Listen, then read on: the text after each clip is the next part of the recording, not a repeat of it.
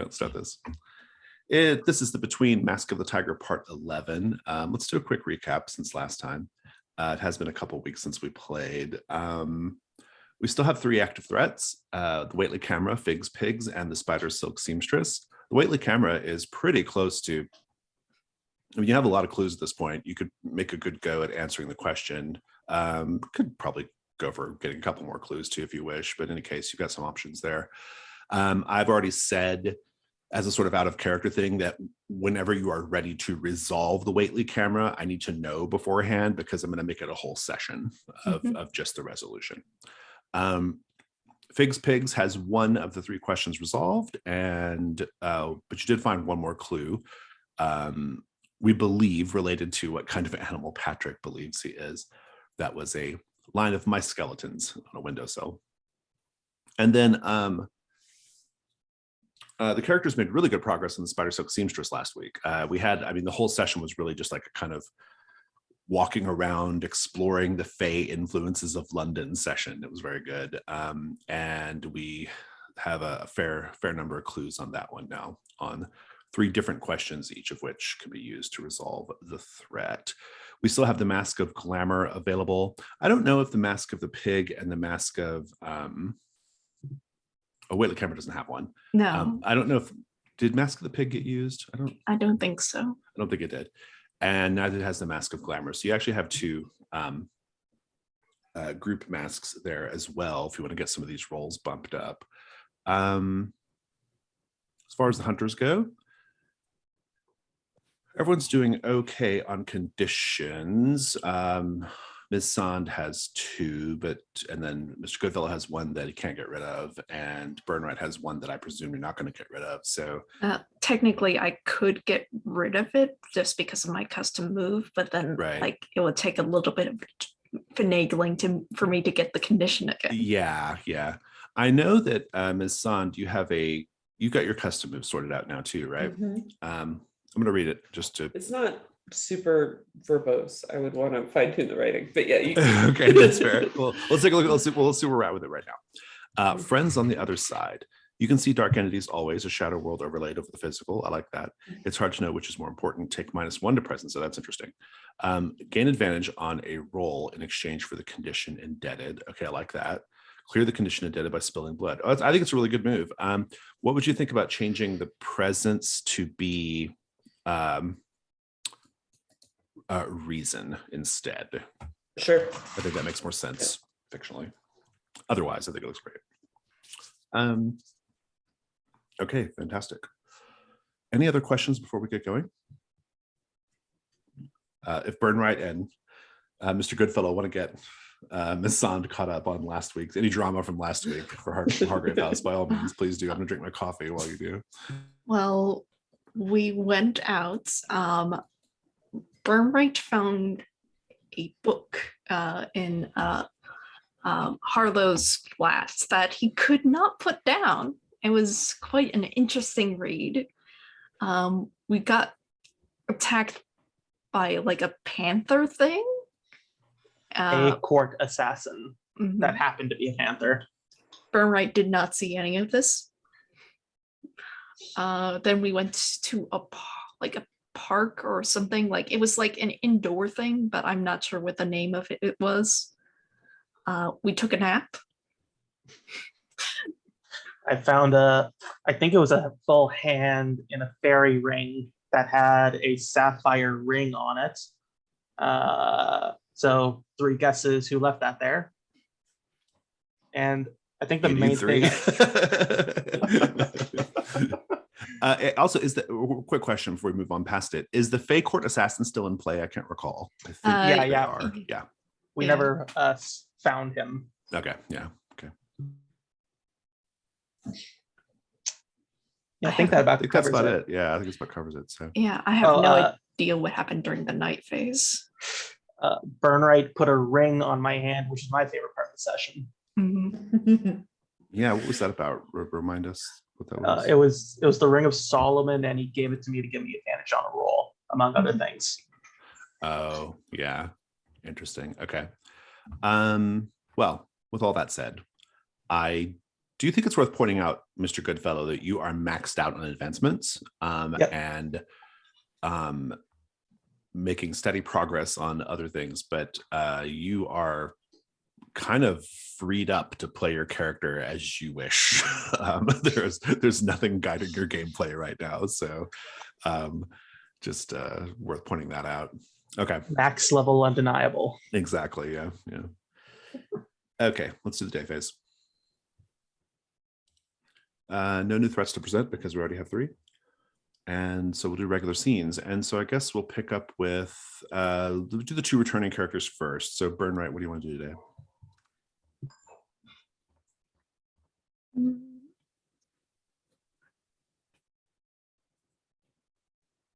Even though I probably won't clear the condition, although there is a potential there in case like this scene goes wrong, but yeah. Oh fuck, I forgot a rule. Never mind. Have Mr. Goodfellow go before I do. Okay, Mr. Goodfellow, what do you want to do? I think I'd like to answer the Whately camera today. I want to shore it up just a little bit because I don't think we want to mess this one up. I've been using Man the Sun mask a lot. I want to try to find the Man the Moon mask. Yeah, you just got to go to Society Obscura for that. So yeah, that works.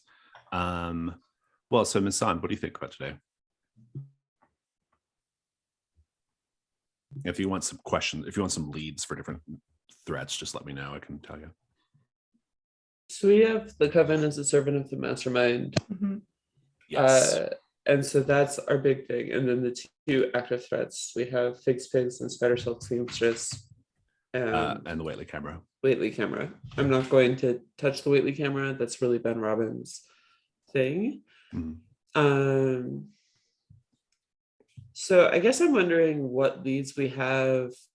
So we found something that we thought was like Patrick, but what leads we have on La Hortensia? Yeah, so I think it was Burnright last time went to the Figs shop, which is also their home as well, and did a little bit of investigating in the apartment, but not all that you could have done. I don't think. I think you got pulled away, or at least it didn't. It was very brief. Yeah. So you can certainly go back to the shop, and there's more to look at there. The shop is where Obert was taken out. Obert was killed by Mr. Goodfellow, I believe, or no, Burnright killed Obert, right? Yeah. Yeah. So the shop is a possibility. I suppose it's a possibility to go back to the to Bedlam, but I don't know. I feel like that well's pretty dry at this point. So otherwise, it could just be roaming around the city and just chatting with people who might have seen the Figs. So maybe in the vicinity of the shop. Yeah, I think I'll go to the shop, and I may then detour to, I don't know, a cafe across the street. But yeah, I'll that check sounds out good. the. Well, what's Southern Burnright? What do you think? I think I'm going to go with Miss Sand to the shop then. Do you want that scene first, or? Sure. Sounds good. Handsome cab then, on the way to Shoreditch. Sounds good to me.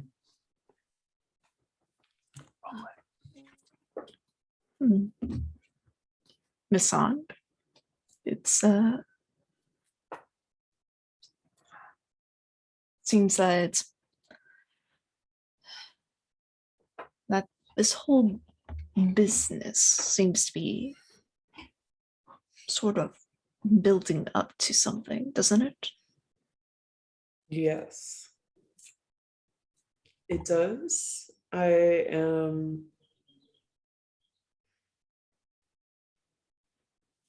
think we're in somebody else's end game right now. And I am concerned that we don't have enough pieces of our own.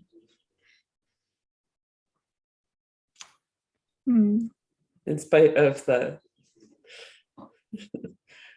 quite large collection of irregulars that we have around the house. It seems as though threads are being pulled in all sorts of different directions that we can't quite know about who's actually pulling them. But I have my suspicions. I have my suspicions as well. Although, well, I have to say, everyone in this house seems to be pulling their own thread as well.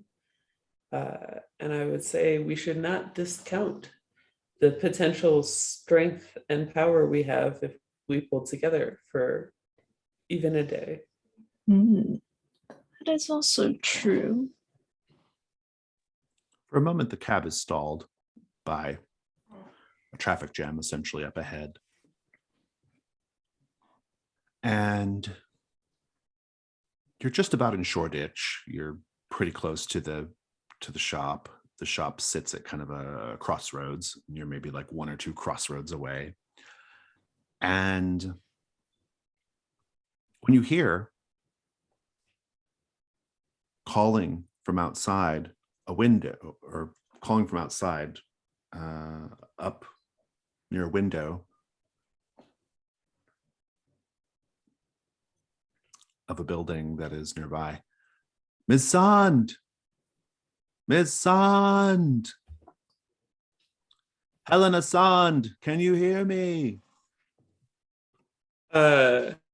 Yeah, I have no sense of self-preservation right now. So I think I am going to lean, like half open the door to the cab and step out, like lean out while holding myself in.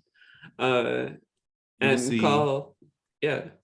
You will see a young man. He has stepped out onto a ledge,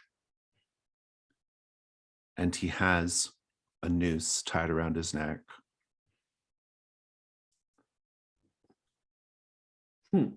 He says, Miss Sand,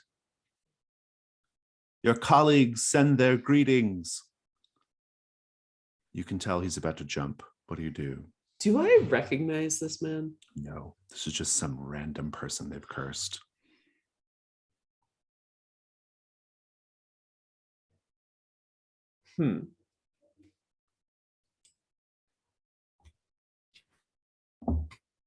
So what do you do? I think that I recite a prayer, actually. But what I am trying to do here is deflect just a little bit of attention, right? This is a high drama scene. We're paused in a traffic jam. I am leaning very publicly out the door of this cab, and he's about to jump. And my concern right now is that, you know, sure, it can be scandal, but that it won't be scandal that continues to delay us in getting to our destination. Indeed. There's nothing to stop you from just getting back in the cab. Okay, in that case, that's pretty much what I do. He jumps.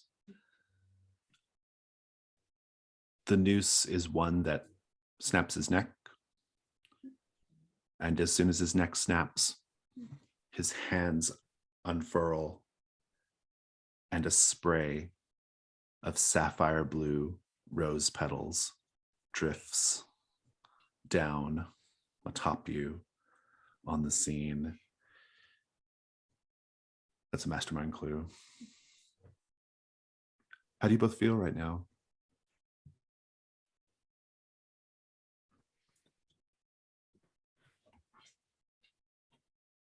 I think with the Mask of the Tiger, I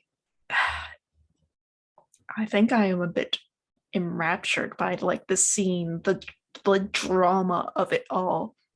You clearly know like who was the cause of this, but there's just enough deniability there that Brathwaite is not getting caught in this murder. Take the sapphire as a condition. How do you feel, Ms. Sand? I think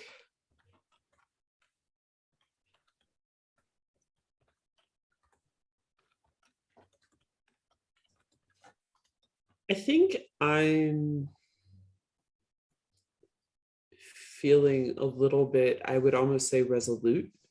Like I've been anxious for a while now and kind of overexerted myself previously. Because like the coven was about to start taking direct action. And I think I see this as the opening salvo. So I'm sort of like, okay, like I think that conforms to reap what you sow pretty well. mhm. Mr. Goodfellow. The Society Obscura. Someone's got to remind me what happened to Periwinkle. What is Periwinkle's status right now? He's still Alive. alive. Okay. That's what I thought. But like he's kind of depressed. Yeah. Like, I think last time we saw him, he kind of got over that and was back to like dressing up all Yeah, I pretty think and stuff. Yeah, I think he's like in a better mood. It's hard to keep Periwinkle Underwood down, I feel like. yeah. Resilient person. He's resilient. The whole season's passed. So He's he the answers the mouse. door. Oh, he also saw me with my magic Apollo hands and feet. That's right. Yeah, he knows that. He answers the door and he is currently dressed in how's he dressed? I think he's dressed in like French Revolution gear, tricorn hat, that kind of thing. And he opens the doors and says, "Oh, Mr. Goodfellow, did you come to man the ramparts today?" I hate to break it to you, Periwinkle, but the Bastille has already been stormed. He's like, well, yes, we do like a bit of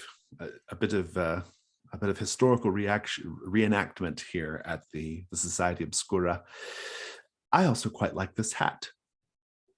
It looks lovely on you. Thank you. Please come in. You are, of course, always welcome. Of course. Tell me, is our friend with the moon mask in today? Mr. Abernathy is here. Shall I take you to him? He's currently Indeed. meditating. Oh, well, I'm sure he won't mind me dropping in. And he will take you up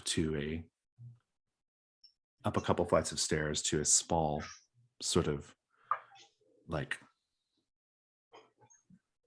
Zen garden / Japanese themed photo studio thing, and lets you in. And you see Cyrus Abernathy, though he's not wearing the moon mask. But he's quite undressed. He's just wearing like a simple silver loincloth. He's sitting lotus style in deep thought and repose. He doesn't even hear you come in, or if he does, he doesn't make any response. What do you do? Are there flowers here? Yeah, I think there's probably like some kind of like orchids or something. Yeah. Yeah, I want to pick one, start picking off the petals and just doing, he loves me not, loudly enough to be annoying. You hear a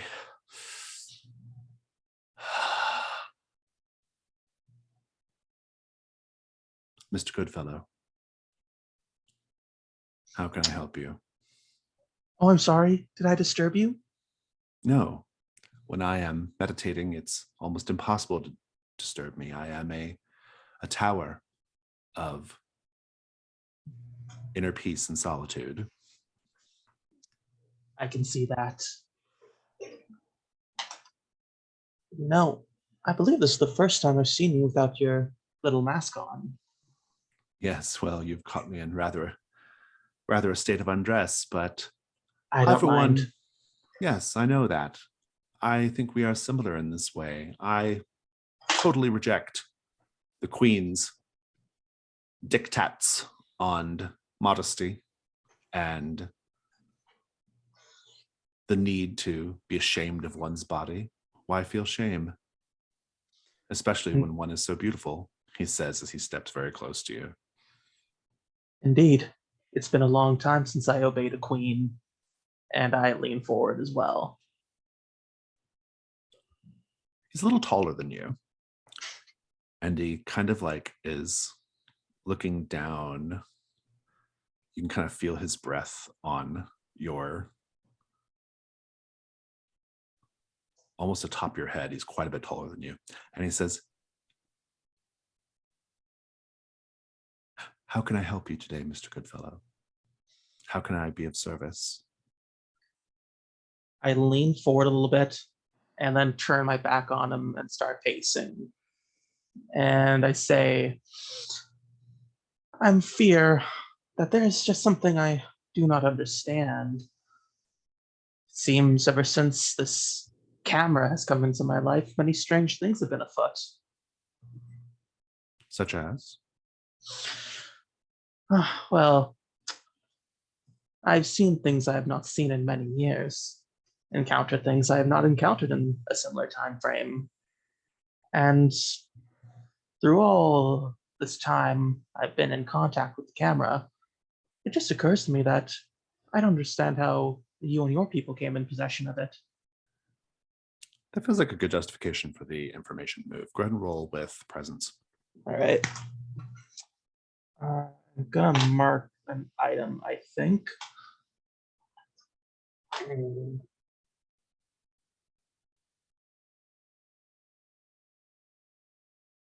don't think I have anything that works, so I'll just roll normally. That is 10 plus 3 is 13. Wow. We'll come back to that. Burnright and Ms. Sand, you make the remainder of the journey to Shoreditch and the shop. Paint the scene for everyone. Looking at the environment, the people on the streets, the animals, just the weather, anything really. How do we know the Coven is keeping a very close eye on Ms. Sand?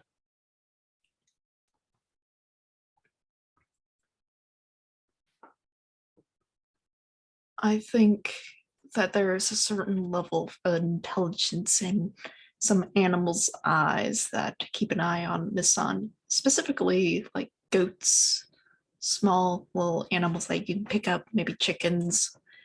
They seem to just keep like their eyes on Misan, even if they have to like move their heads to like adjust like their frame. Some of those large animals are, or some of those small animals rather, are an abundance of living filth that just coats things, right? So there's like this sculpture, and there's just like a sheen of black beetles, and they are definitely watching and responding to me. Sasha, any thoughts?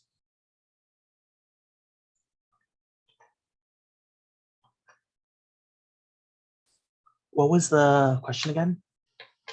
Oh, just how do we know the witches are watching Ms. Sand? Okay. I think there are black cats following you at a distance. All their spies are arrayed. You're aware of it, Ms. Sand. You know.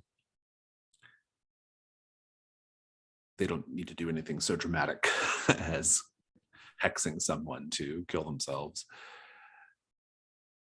But you arrive. As you get out of the cab, there's someone else watching you as well, Burnright. A boy, probably 11 years old, 12 maybe. Watching from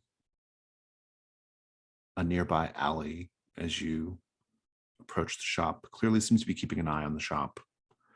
He's a street urchin, filthy by the look of him. What do you do? Misand, seems that we have some eyes upon it, and like I don't recognize that the animals are watching us, but rather just the kid. And I point out the kid. We are certainly the center of attention right now.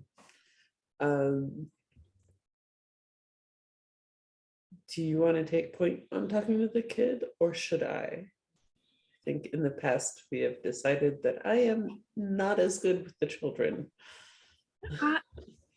I can handle this. Ms. Son, do you want to go ahead and go into the shop then? You have free Yes. access to the shop because Hargrave House is allowed to go in and out as you wish Mhm. because of your arrangement with Scotland Yard. Are you going to go in through the front, which is like the sort of store restaurant area, or are you going to go in through the back, which is the kitchen? I think I'm going to go in through the front. Sounds good. Yeah. Let's talk about that. The front counter of Fig's Pigs, there are a few small tables and chairs. Even now, even though it's been a number of weeks since there's been any activity, you can still smell grease and burnt flour. There's actually a plaster statue of a pig in a chef's hat sitting in one corner of the room. Paint the scene, everyone. How do you know this was a popular pie shop when it was open? And it was. Even though that there's like a fine layer of dust now since it's been like several months, you could still see like handprints on the windows, like in like the way it's still kind of clean on the outside, as though people keep it even still now keep looking inside the pie shop. So I think they. Go ahead. no, you. All right. I think they have a wall that's just full of like headshots of actors that have been autographed. You know, best pies in the city. That's really something too, because photographs would have still been fairly rare. Right. But no, that's good. Yeah, I like it.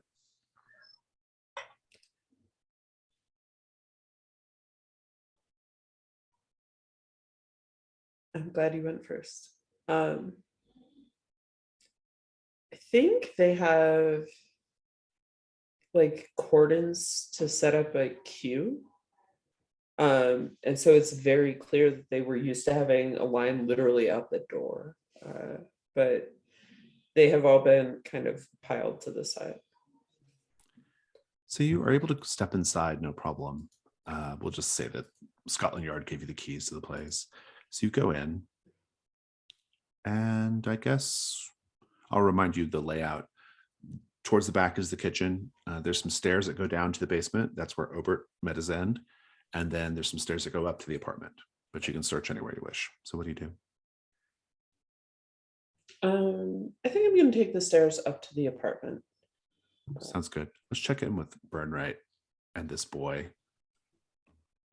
The boy is going to like pretend like he's not looking and watching you, and then he's going to try to like get away. You can just describe catching him. like the boy runs down like an alleyway, like he knows the lay of the land here, but I'm very good at tracking people, like, so I go in sort of a roundabout way where he loses sight of me, but like I get ahead and eventually he just runs into me. This boy, he has a hard look for his age and an eye-watering smell. And he says, "Oh, sorry, I didn't mean to. Excuse me. I'll just be going now." I don't think so. You've been milling about that particular pie shop. It's been closed for a while now. He's like, "Yeah, well, I know. I used to come around when it was open."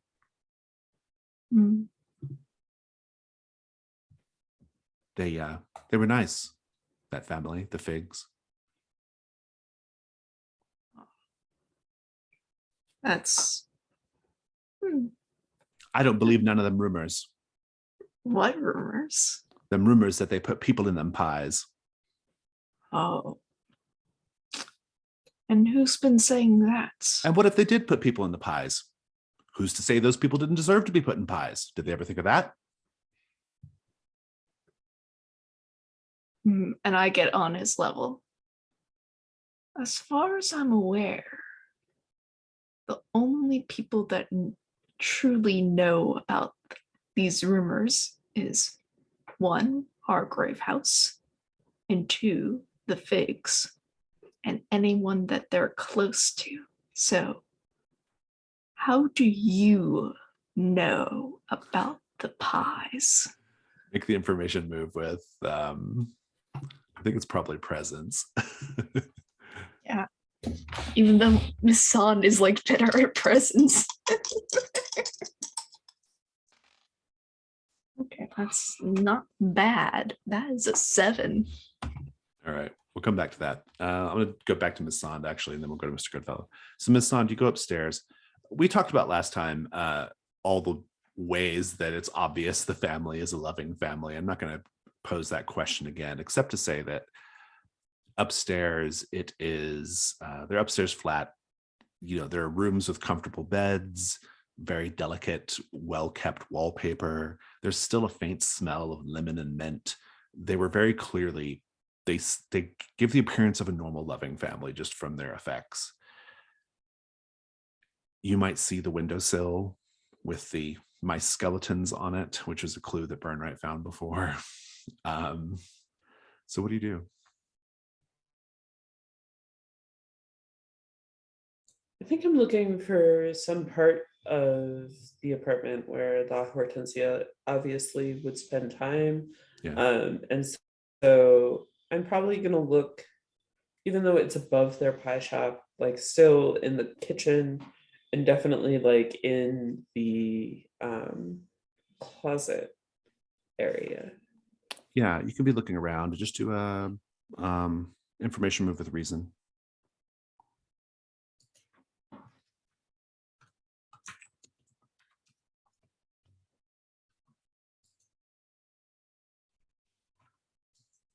That is a 7. All right, we'll come back to that in a moment as well. Mr. Goodfellow. Cyrus?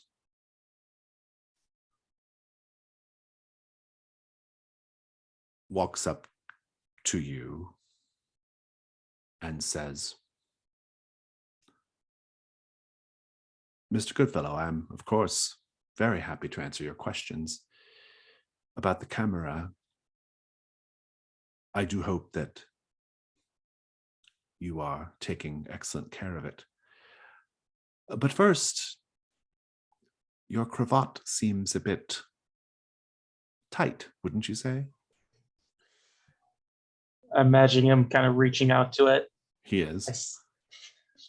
I slap his hand away playfully and I say, work first and then play. He says, very good. Well, truth be told, the society had no interest in the camera at first, until we became associated with one Mrs. Theodora Brathwaite. Do you know her? We've been acquainted. Yes, well, she used to come by the Society Obscura from time to time. She was a bit of a patron. We owe much of our largesse here in the townhouse to her patronage. She's very, very wealthy. And she was actually the one who procured the camera for us. She had it brought over from, well, actually, don't know where from. I gather that the camera's had a very interesting history that starts somewhere in America. But in any case, wherever she got it from, I know it was at great expense because she told us to keep it. And interestingly, she told us to dream on it. I didn't really know what she meant by that, except that, well,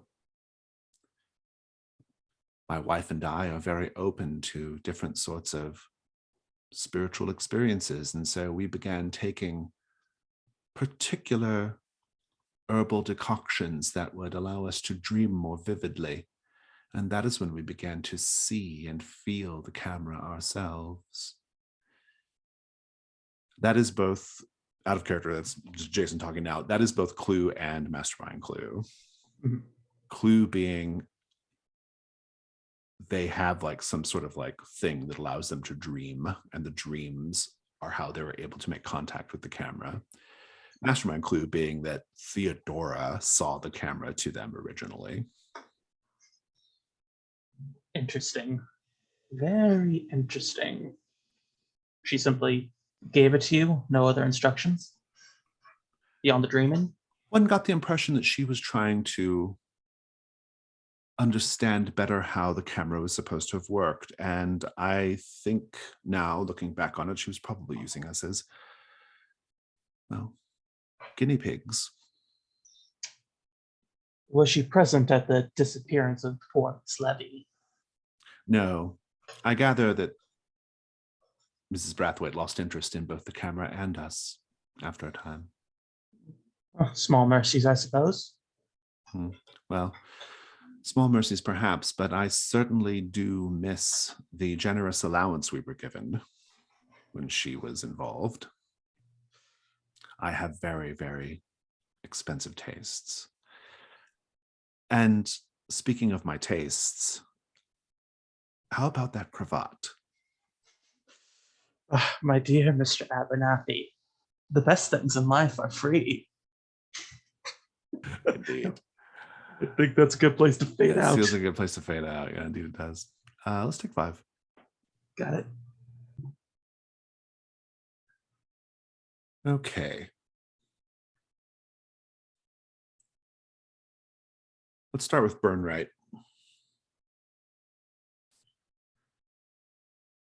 You're going to get your clue. The complication is just that you're going to get some story as well. Maybe some gruesome story. But the boy introduces himself as Rag.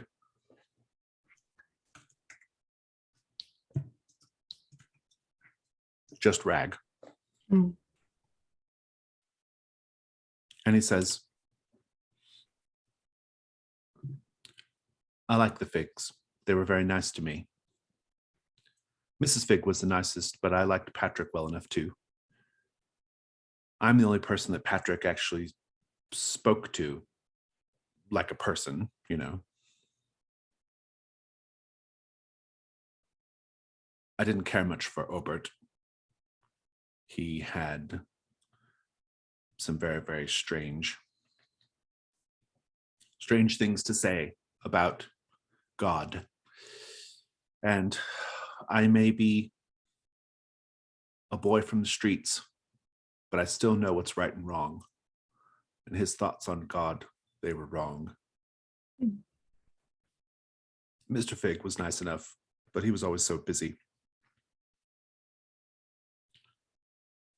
Patrick spoke to me, and he told me what really happened to them, you know. The Figs.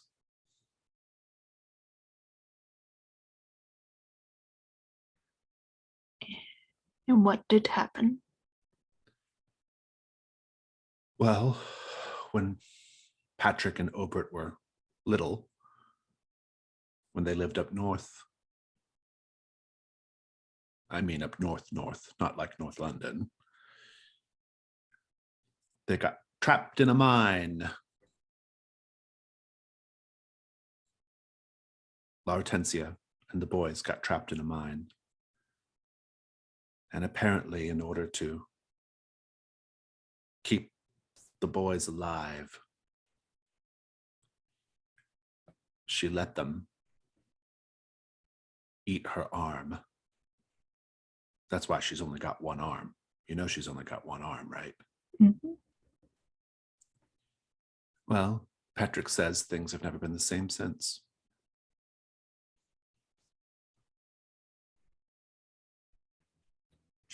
No. The headmaster at the school I used to work at, He said that's an example of trauma.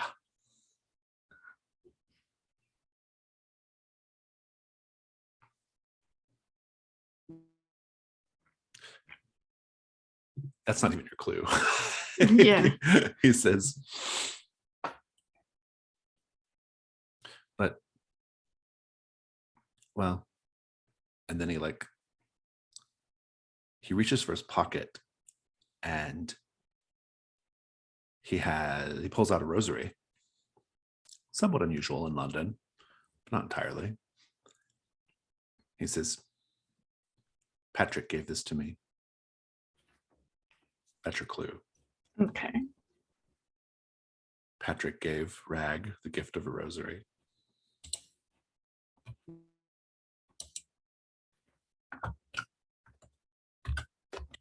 So what do you do with Rag after that? He says, but I don't know anything about what they put in them pies. That's just the rumors that people say. People say all sorts of things that don't mean anything. Are you saying there really were people in those pies? Yes. And I think you know a little bit more than you're telling me. I think you knew that people were being put in pies because I think you saw something. But because the figs were such dear friends, you didn't say anything. Yeah, that's it. I Mhm. definitely never led anyone down to that basement, that's for sure. Mm. Rupert's dead. Oh, well, can't say the world will miss him much, huh? Hmm. Probably not. But it seems that Patrick could be saved. I hope so. I liked Patrick. Could you hmm could you come and follow me and help with Patrick? He says, maybe. Do they have a kitchen at Hargrave House? Yes. And also a bath. He's like, kitchen will do me fine. And he'll tag along, I guess. Yeah. He's got nothing else to do. Let's cut back over to Ms. Sand. Ms. Sand, you're going through a closet, and there are some gift boxes on the ground of the closet on the floor. And you flip a few of those open, and mostly it's just like things like hats and things like that. But in one of them, the box is actually filled with opera ticket stubs, which is your clue. And then there's another box that actually has a little card atop it. And the card says, to Scotland Yard from La Hortensia Fig. What do you do?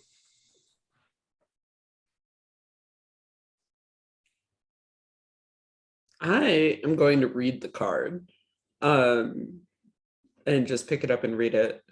The card is just a little gift tag, basically. Oh, on a box. It's on the box. Okay. Yeah.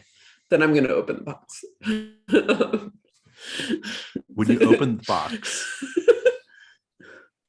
you open the box, the room is suddenly filled with a bunch of yellowish spores. The box has a terrible fungal colony in it. Spores are unleashed all throughout the room, and they begin filling your lungs, and it's quite horrible. You can tell that those spores are poisonous. You probably worked with similar mushrooms and fungus in your past life or current life. What do you do right now to save yourself from this trap?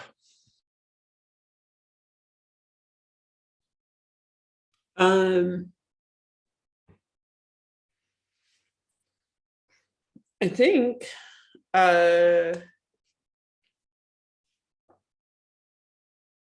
well, so yeah, I have like the chatelaine that has assorted tools on it, and the most common tool for me to use is the blade on it.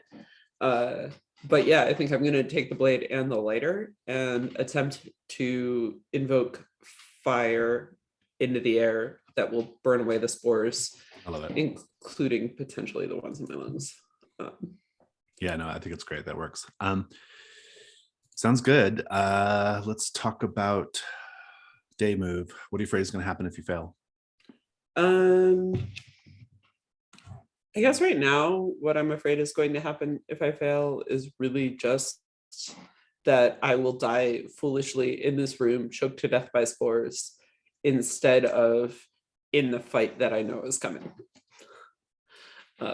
Yeah. Let's have dice. I think it's probably, I'm going to say, I think it's actually vitality. Okay. Because I am treating this as magic.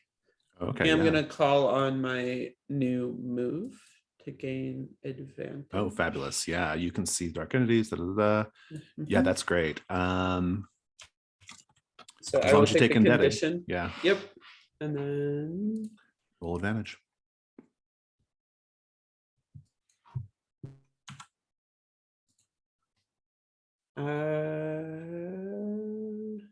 let's talk about that being exactly a 7. Yeah, I did not roll super well. So I rolled a 7 on that. You are going to, I'm probably going to give you another condition. So if you want to use Mask of the Pig or another Janus Mask to bump it, you should go ahead and do it. Okay, I'm going to use Mask of the Pig then. Sounds good. Mask of the Pig is for everyone. At some point, each hunter narrates a dream about the pagan swine god Mok. Did Mok demand a sacrifice of riches, status, or blood? And what did you sacrifice? Everyone got that? Fantastic. You otherwise save yourself. Describe it, Ms. Sand.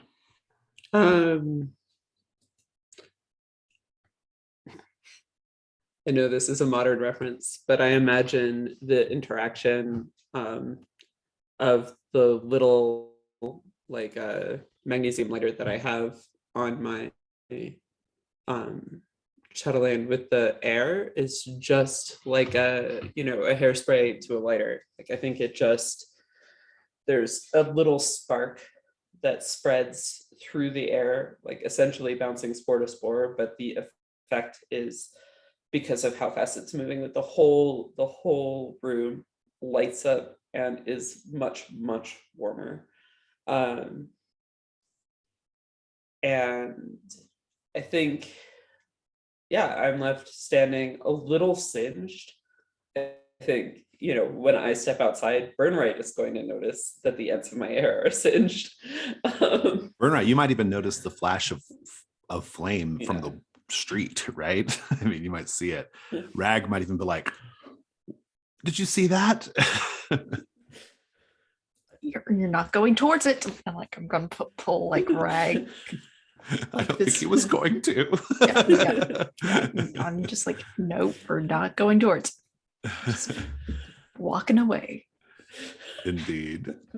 Sand can handle herself. Small child walking into the room while Miss Sand is working. There's a number of things that could go on. I feel like it too.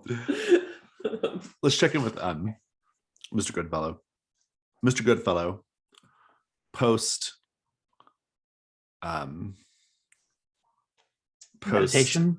Yeah, meditation with Cyrus Abernathy. I think he's putting on a long sort of like silvery kimono. He offers you one as well. And he says, well, we shall have to make a regular habit of that, Mr. Goodfellow. Indeed. Perhaps Your next time. blessing that you received from our gentleman acquaintance in the sun mask, your hands and your feet, it is It is incredible. It is like being with a god. You could say that. I must admit, I was somewhat surprised. You are a different beast than the man with the sun mask. Well, despite our shared affection for heavenly bodies, the man in the sun mask and I are, well, we're from entirely different worlds, aren't we? To say the least. To say the least. Do you have any other business here at the Society Obscura today, Mr. Goodfellow? Well, I'd love to continue our meditation, but I'm afraid I have a funeral to attend. Out of character, whose funeral? I would like to throw a funeral, I guess hold a funeral for the fake patriarch who I murdered 2 sessions ago. Wait, for Obert? What was the name of the father, the one in the hospital? Oh, that's Titus. Height is fake. Yeah. Yeah, have a nice little ceremony. Very See who shows up. interesting. Yeah, that's not a bad idea, actually. Yeah, intriguing. He says, well, that's a gloomy note to end on, Mr. Goodfellow, but let me know if we should send flowers. Cyrus, I'm sure you can appreciate that sex and death are intrinsically entwined. And he considers you and he says, perhaps. Oh, before you go, Mr. Goodfellow, I meant to ask, what is that smell? Musk, You mean like a deer. And we'll cut there. That feels like everything we need to do in the day phase. So let us wander over to dusk. Burnright, you have the opportunity to use Ghost of Hargrave House or day work as you wish. Actually, you have to do day work. You can optionally do Ghost of Hargrave House.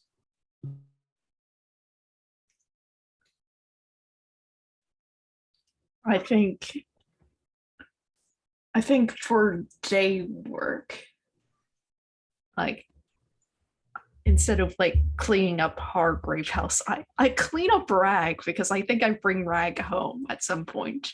Yeah. It is quite an effort. He does not like water or soap.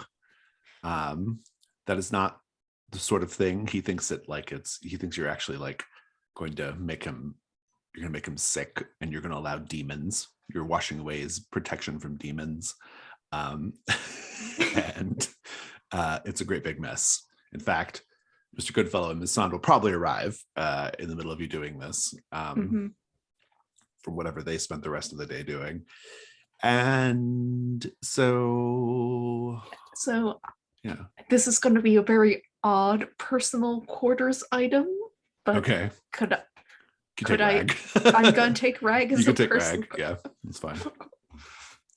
He just sometimes you just need a place to memorialize things, and that's perfectly fine. Did you want to do anything else, or? What Mary's servant?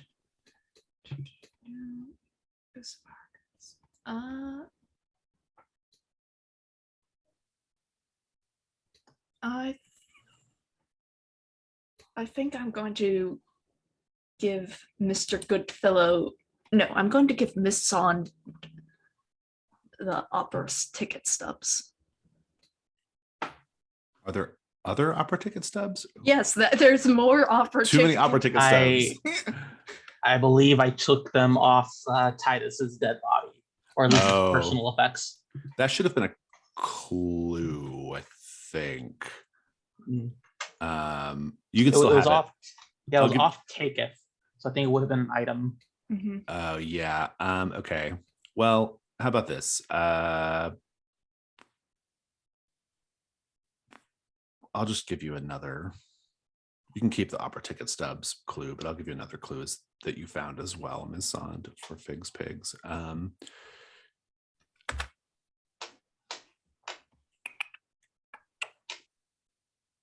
Oh, interesting. Since this will be our second book of nursery rhymes clue. Well, one was a book of fairy tales for Spider Silk Seamstress. This is a book of nursery rhymes, but all the references to birds have been crossed out. So Old Mother Goose is just Old Mother crossed out. 4 and 20 crossed out, and so forth.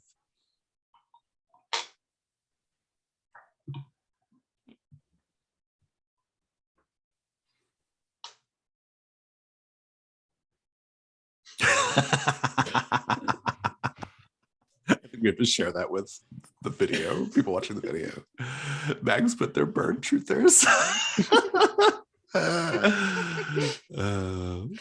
That would be a plot twist.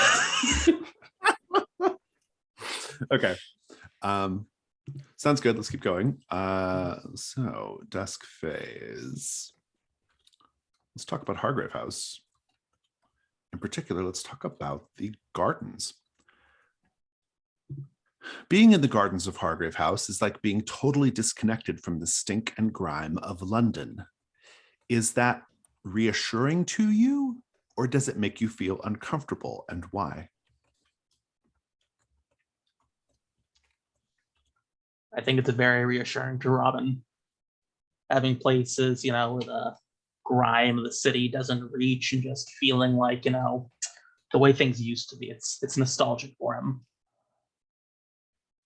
I think it's nostalgic for Miss Sand as well, but in a way that is deeply disconcerting. This reminds me of various perfumed gardens in the world that I have been in with the coven. I think it honestly depends on the day for Burnright, because like Mr. Goodfellow likes to hang out in the gardens quite a bit. So like the gardens always smell like him a little bit. Interesting. What would everybody like to do tonight? First of all, do we want to answer any questions before Yes, you make please. those decisions? Okay. So let's, what questions are we looking at? You can answer as many as you wish. I got one for Waitley camera. Okay. It's the procedure, that is. Yeah. Okay. We can start with that. What's your procedure here? Basically, I think we need to act out this play, The Ecstasies of Pythia, and everything else are like aspects of like the staging and the set. But the thing is, we don't perform it in real life. We take the herbal concoction, we fall asleep, and hold it in our dreams. Oh, very interesting. So the play and the herbal concoction are key. How are you key to the process?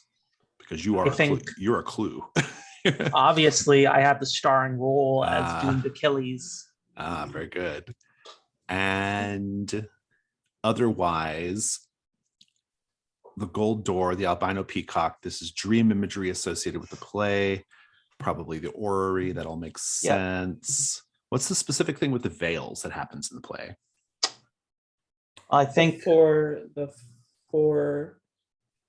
unless that's actually a thing in the play, but I think there are 4 curtains that good. rise. Nice. Oh, nice. Yeah, I like that. Yeah, that's really great. Loving all that. Probably the spices is just creating the environment as well. What about the math equation? What does that have to do with it? I think the staging in the play is very specific in terms of where people stand, the way they move. It's like a formula. This is intriguing. So do I understand correctly that you actually set the stage for the play, do all the things that you're supposed to do for the play, and then fall asleep? Yes. Okay. Like that's pretty good. Like a Midsummer Night's Dream. I love it. That's really good. Actually, it's very, very apropos. Are there any other adjustments to this theory? I think it sounds great. All right, I'll roll it. Dice +1. That is a 9 + 1 is 10. All right. You're correct. It will work. Do we get anything if it's a 12+? Brathwaite shows up. Brathwaite is there. Oh, we have to do that. You guys want Yeah. to spend the mask? If you want to spend the masks, up to you. I don't have. I think I would prefer not to spend a mask for sheer longevity concerns. All right. Theodore, I'll take a break. Mhm. Very good. 10 plus. And so it's correct. You have unlocked the opportunity. The opportunity is use the camera.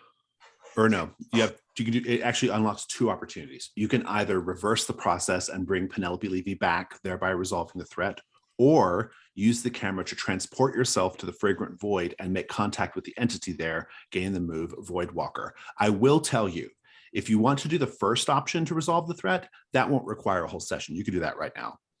If you want to do the go to the fragrant void and make contact with the entity resolution, that's going to take a session. So I would like to do that.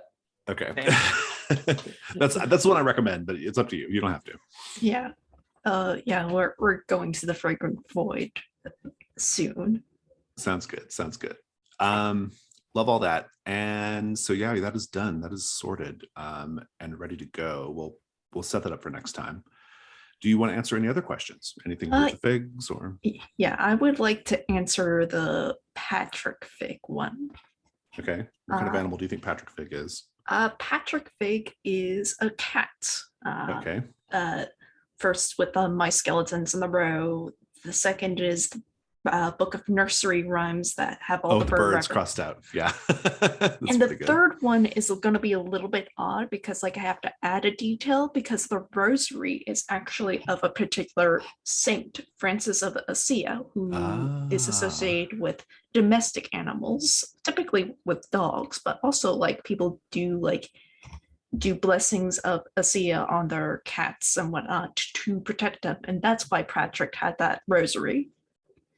That's a fabulous theory. Does anybody have any alterations or? Nothing from. I like it. I love it. I thought you were going to say +1. he was just a Catholic cat. Yeah. Good roll +1.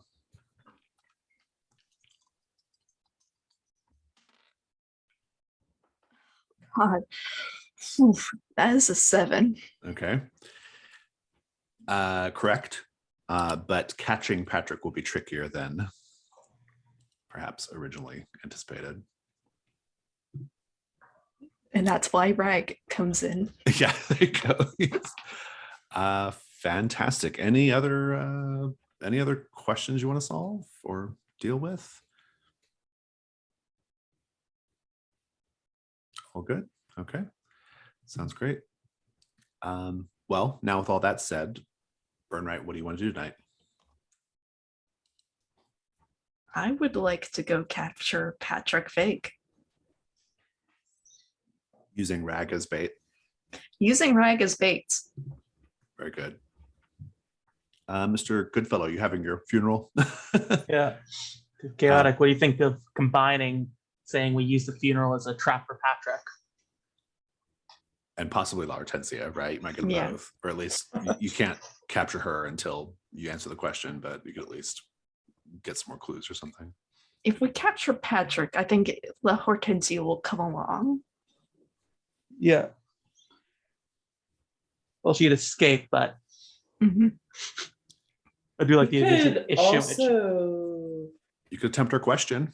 Yeah, attempt her question right now. Because I think one thing that she might have lost, just something that we know that she lost, is a place in society. To go from being, and that's the opera tickets, right? And so basically losing her arm in such a grisly manner definitely threatened her place in society. And she definitely probably fell a few steps. People stopped inviting her out once the story wore old. Yeah, I like it. Let's roll for it. I like it. Yeah, it's a -1, but yeah. Somebody else can roll because I've been rolling like terribly. I will get out new dice because like the ones I've been rolling have been bad. Let's not lose the tiny dice.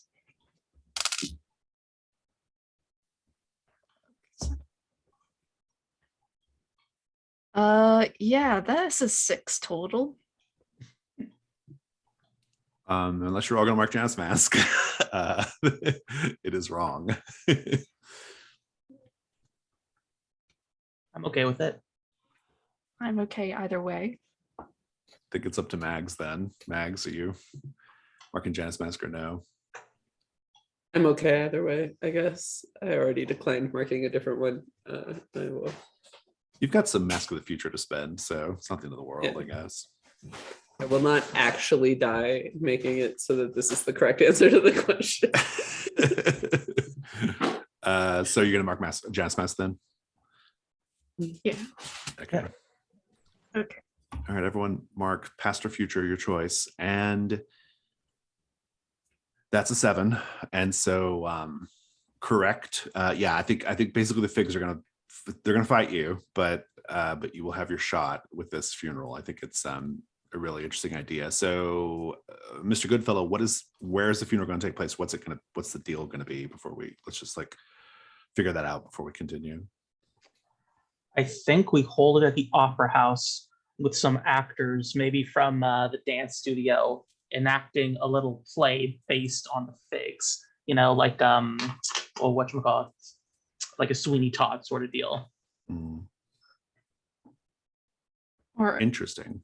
or like sort of a Hamlet type of deal. If we're going with like thematic things with Robin. I like that. In any case, a playhouse, that's the deal. Yeah. Okay, I love it. Very, very, very, very good. Okay, Ms. Sand, are you involved in that, or are you doing something else tonight? No, I was planning to be involved. And I think I am going to continue to take mostly a backseat role here, but yes. Okay. You might have some stuff to deal with regardless. Exactly. So, yeah. Like I am planning to be in attendance, but this is definitely Robin's circus. So fair enough. Okay, I think that's steps sorted then. So Janus Mask prompts. Everybody owes Mask of the Pig. You can do it now or wait until next time. And Ms. Sand has a Mask of the Past as well. So if anybody wants to do Janus Mask right now, please do. I also just marked the darkened threshold. Oh, that's right. Yeah, that's right. Everybody had to mark just now, huh? Yeah. Whoever wants to narrate, whatever, go for it. I think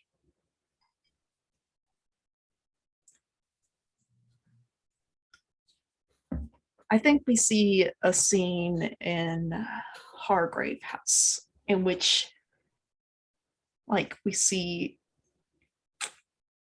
just like an aftermath of like a hunt. Like I think like we see Burmeright pulling in like this carcass of this mangled beast of some sort. It could be a werewolf, it could be something else, but like he's dragging it through Hargrave House and eventually ends up in the kitchen, because that's where all the knives and stuff and that can like cut through like all sorts of bone. He chops it up into bits, tossing pieces into the oven to just try to burn it. Gets hot enough to just burn the flesh, but the bones, they still remain. And he goes out in the backyard, digs a hole, and tosses them right out.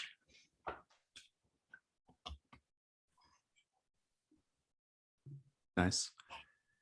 Any other Janus Mask? I got one for the Mask of the Past.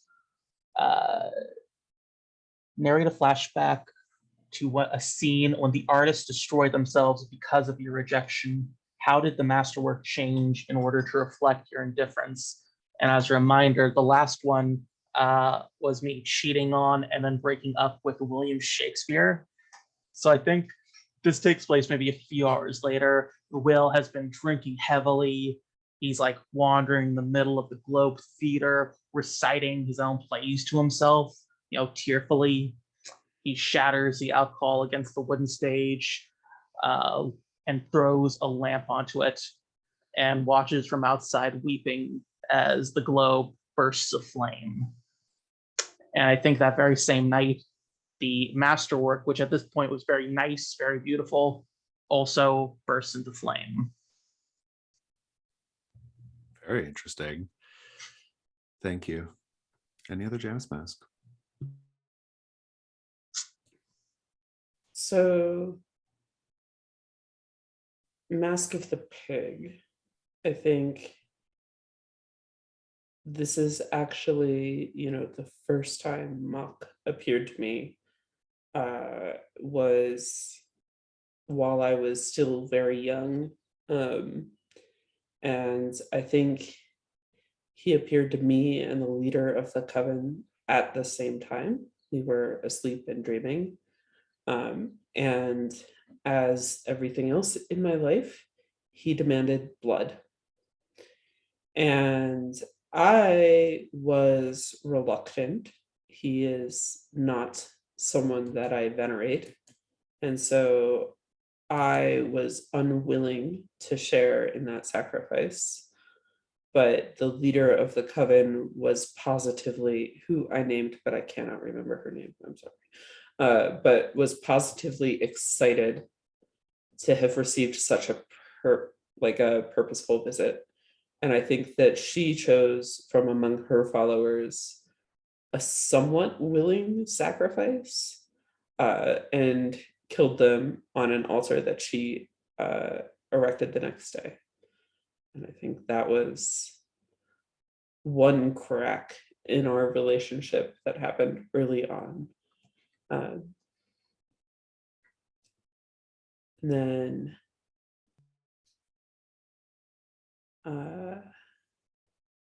narrate a flashback that shows part of my initiation into the coven, name the coven.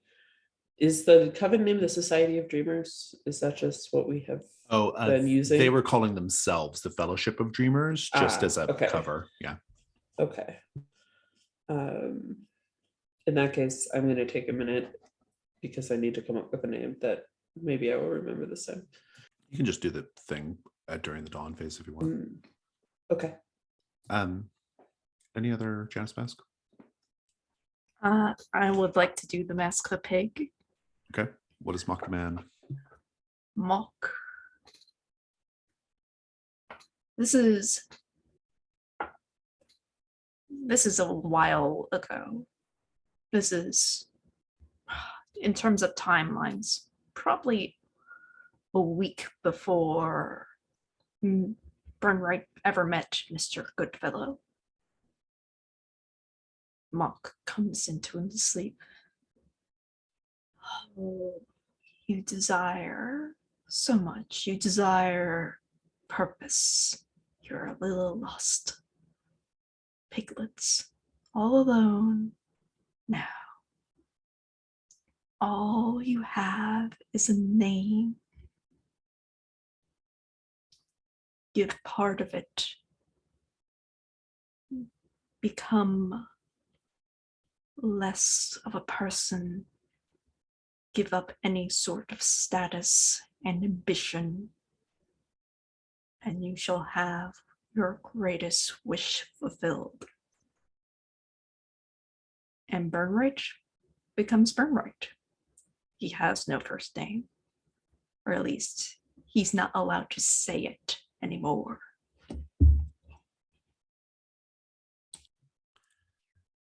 I love it. Anything else?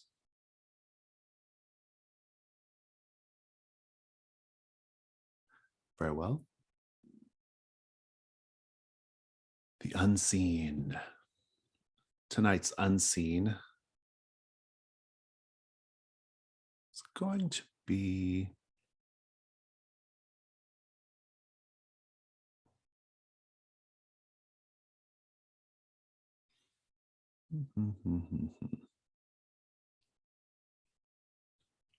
tonight's unseen is going to be, let's go ahead and do the Belf.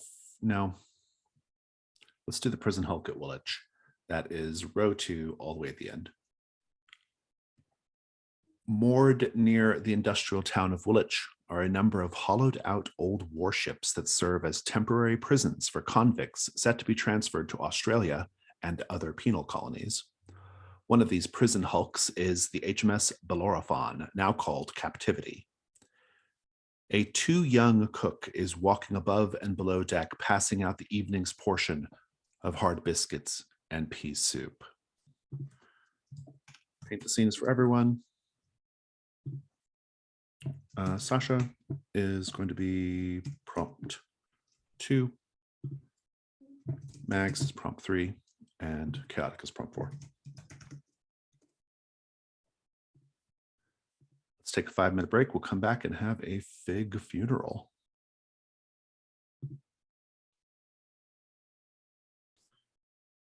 Night phase. Mr. Goodfellow, set the scene of this funeral. What is the setup? Did you actually all go retrieve retrieve the body to put into a casket?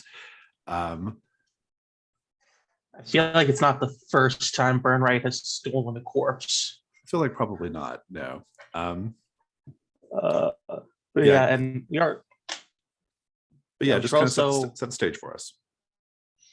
Yeah, it's maybe an out-of-the-way opera house, maybe not like a grand venue, sort of place only really enthusiasts would know about. The only sign of what's going on is a sign saying "Farewell, Titus and Obert, forever in our hearts." And you walk in, it's almost a cramped space. I imagine maybe some of the residents of Hargrave House are there. I'm certain Julius and the Lurker would have showed up. But I guess Yeah. that's up to you. Yeah, all the various denizens of Hargrave House can be there. I think that's great. And on the stage, you see actors resembling the Figs, basically doing a weird mashup of the actual events that have happened recently in Hamlet. And I think maybe before it starts, Robin goes up and does a good whole spiel. We're so happy to have you all here to say farewell to our friends Titus and Obert. May they rest in pieces. I love it. Burnright, what are you going to do specifically to lure Patrick in?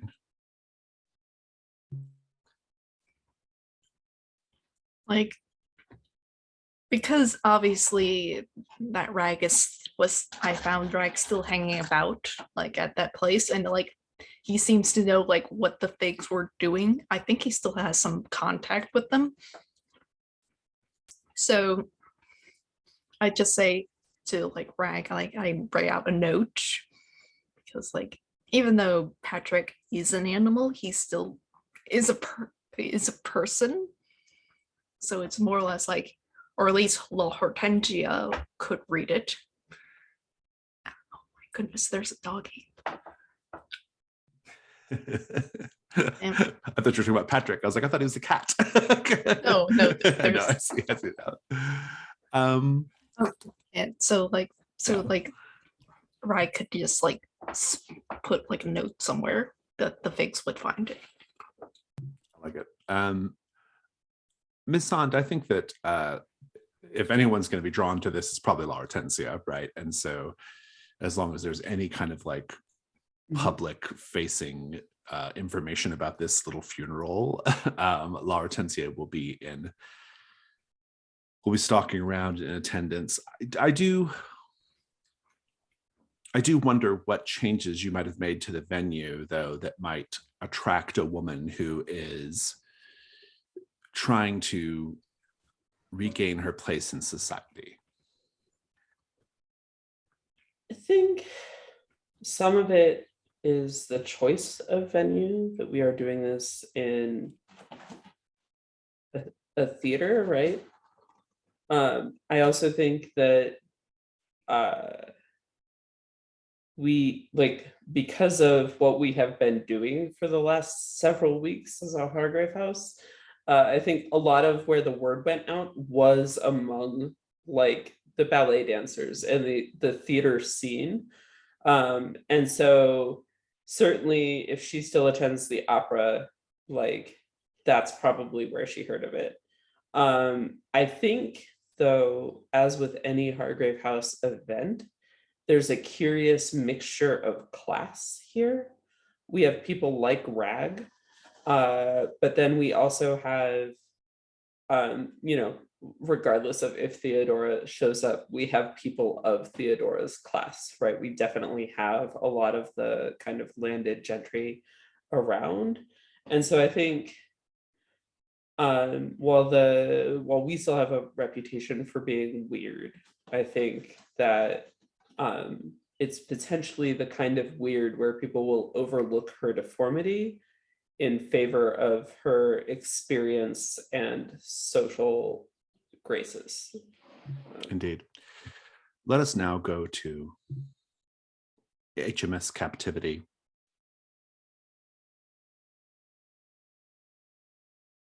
Everyone, the prison hulk at Woolwich, how do we know the captivity is a nightmare of filth and desperation? I think in the lower decks, they're just cramped cages where they have people, you know, standing room only, pressed up against the bars, reaching out, begging for freedom. And I think at all hours of the day, you can just hear people, you know, screaming.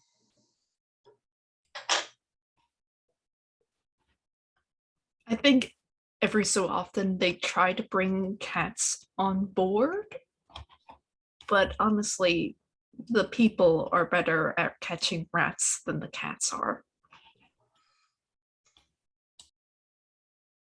I was going to say that there's a curious absence of any living creatures here. You know, like the birds don't stop at this boat, and any rats or cats that might have been on board are mere skeletons at this point.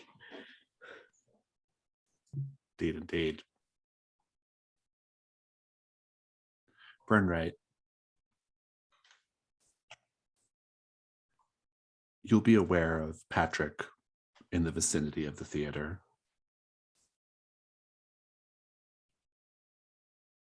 How is Patrick behaving that indicates Patrick believes he's a cat?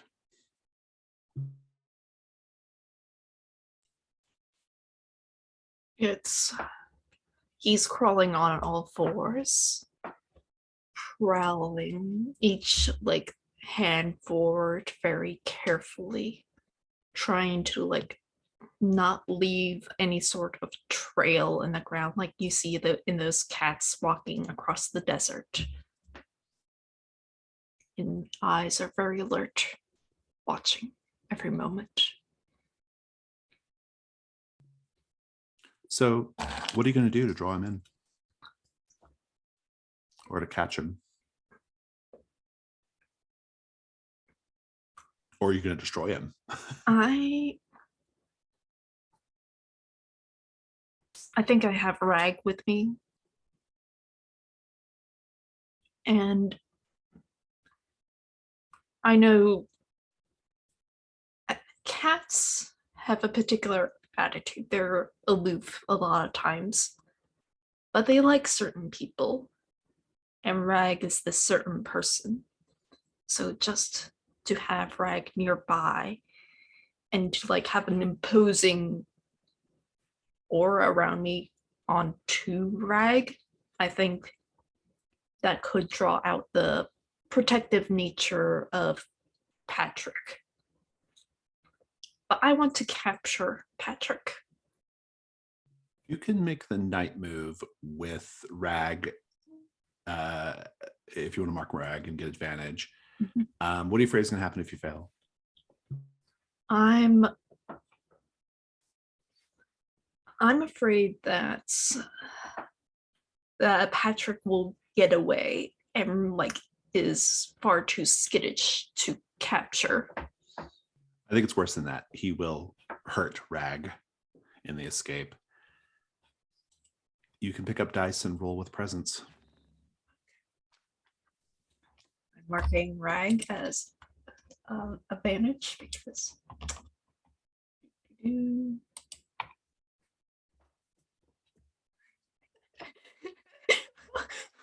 oh no.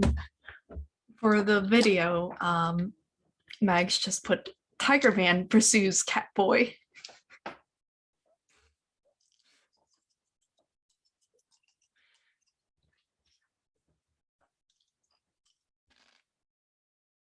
Oh, that is an excellent roll. It is an 11. Very good. We'll resolve in a bit.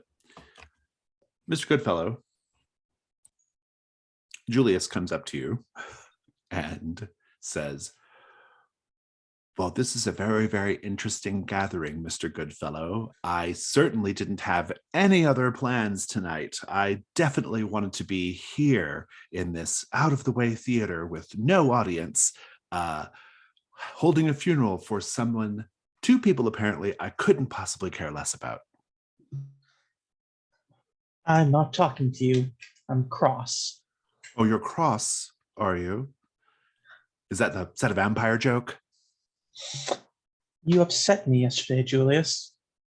You embarrassed me in front of how my so? friend. Your little tomfoolery at the Limehouse. It Oh, reflected poorly on me. well, yes. Well, I suppose that was, I was out with the boy, trying to teach him how to be a vampire man. It's not going well, I'm afraid. What is that I smell on you, Mr. Goodfellow? And don't say musk. It's something else. Cyrus Abernathy. Cyrus Abernathy. Very interesting. It sounds like, or smells like, Cyrus Abernathy left his mark on you. Well, I would say it was a mutual thing. Oh. Why the interest? Are you jealous? Me? Jealous? I don't even know who Cyrus Abernathy is. And I could have you whenever I want. So what do I have to be jealous of? I'm afraid that time is over. Oh, is it? If you wish to have me again, you must make a sacrifice. Oh. Well, what would you have me sacrifice then? And so God said to Abraham, you will give me your son Isaac. I don't know anyone named Isaac. You're going to have to be more specific. I'm afraid I need you to give me the thing you value most. Or at the very least, I wish for you to give me your legacy, son of the Julii. Oh, you mean the boy? It's the boy. Well, I mean, he's a bit of a bother, if I'm being perfectly honest. Are you going to see to him being fed on a regular basis, Mr. Goodfellow? Are you really ready for the responsibility? I'm not talking about that sort of sacrifice. Oh.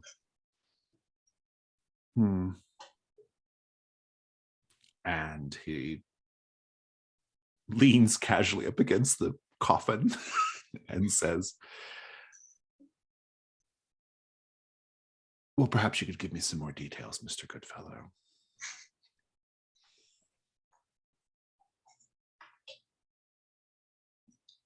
When the sun rises, he will see his last sunrise.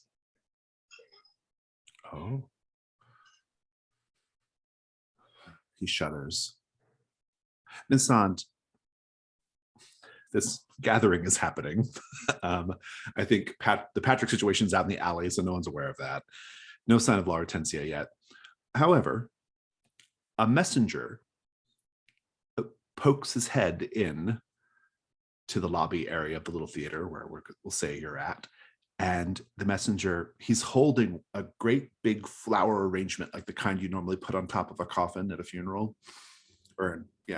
And it's in Theodora's colors. And he says, I'm supposed to deliver this here.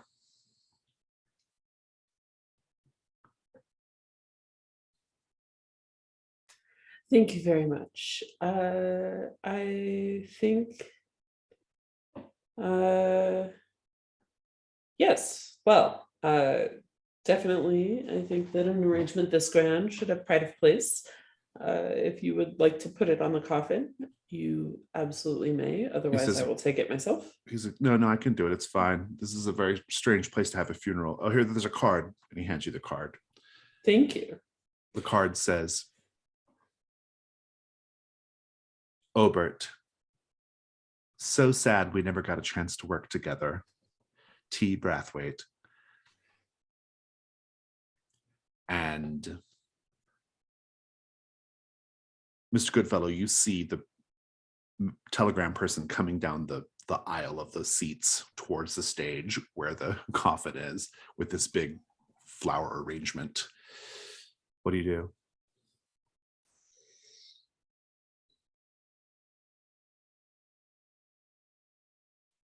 I think I roll my eyes and go forward, and I say, "Excuse me, we're in the middle of a performance."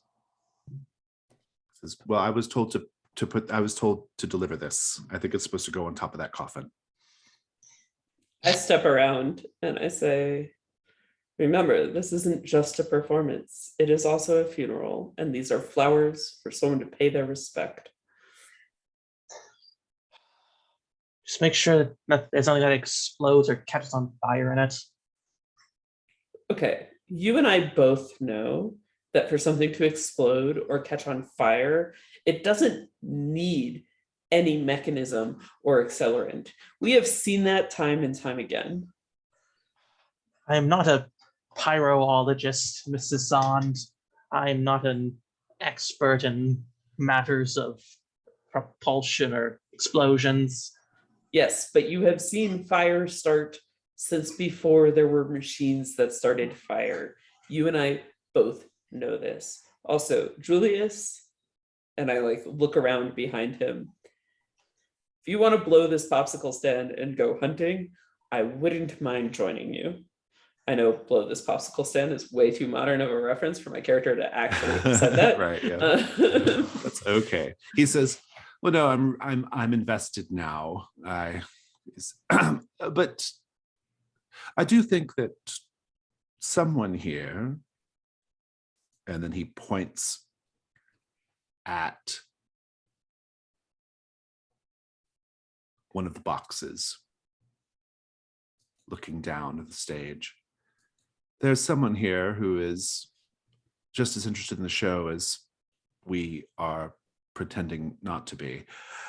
And you see a woman standing up in the box. She's wearing a fine gown that has been tailored to just have one arm because she only has one arm. And she's very tall. She's an incredibly tall woman. And she's looking down at the performance. And he says, Julia says, I hope someone got her ticket. Oh, she doesn't need a ticket. She's the star of the show. And I want to go speak with her. The delivery kid says, what about these flowers? Mrs. Sond, you're in charge of the floral arrangement.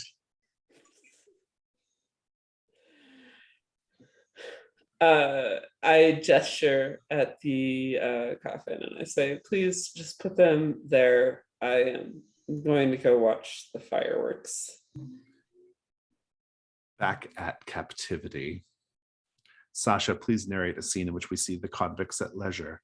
How do they entertain themselves? How do they maintain their connection to God and society, if at all?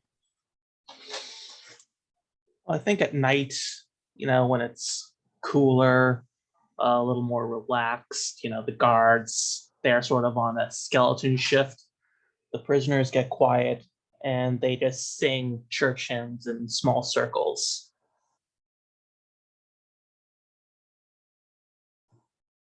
Burnright, you will successfully lure and capture Patrick. Describe it.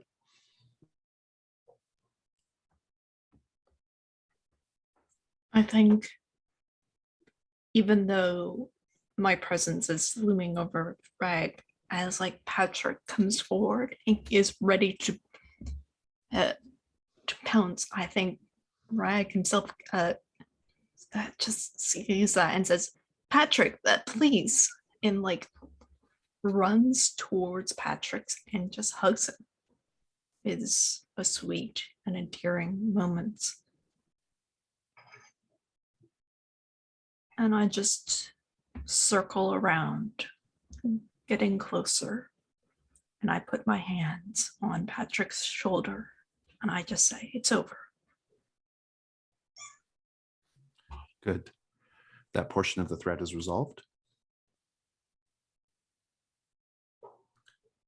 Meanwhile, Mr. Goodfellow, you can go up to the box and you will see La Hortensia. She's very tall. She's taller even than Cyrus.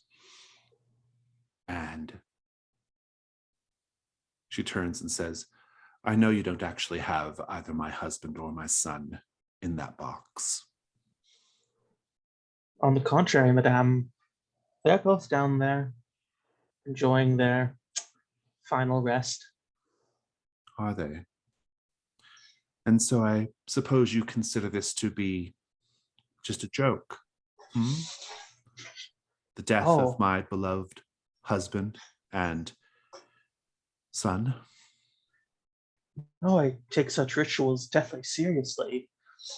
Consider, Madame, their lives were sad, short things, doomed to end in meat and rot. But look, they are immortalized.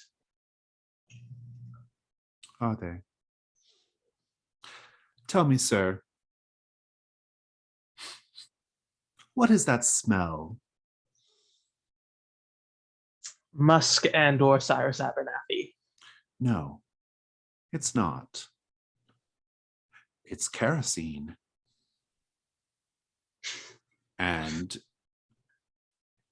she's been palming a lit match, which she drops onto the ground, onto the floor of the box, and the box goes up in flames. She goes up in flames, and she doesn't even scream in pain. She just watches you with a smile on her face, but you're now in a burning opera box. What do you do? I want to leap off the edge of the box and onto the stage. That's going to be the night move. What are you afraid is going to happen if you fail? I'm afraid that when I land, I look stupid. It's worse than that. You will look stupid because your legs will be twisted in a very, very unusual manner. That's fair. Roll with vitality, please. Okay, let me see if I have an item.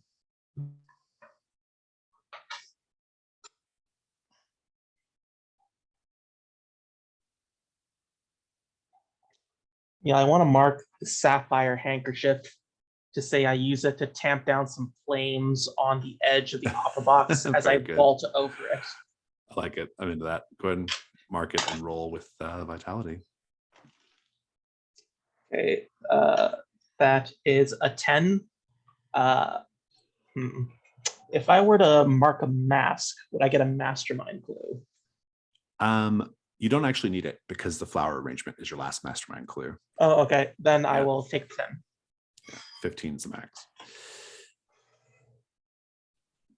Ms. Sand, we cut away to a group of people wearing heavy black veils over their bodies. One of them wearing a heavy blue veil over her body. And they are muttering and moving their hands.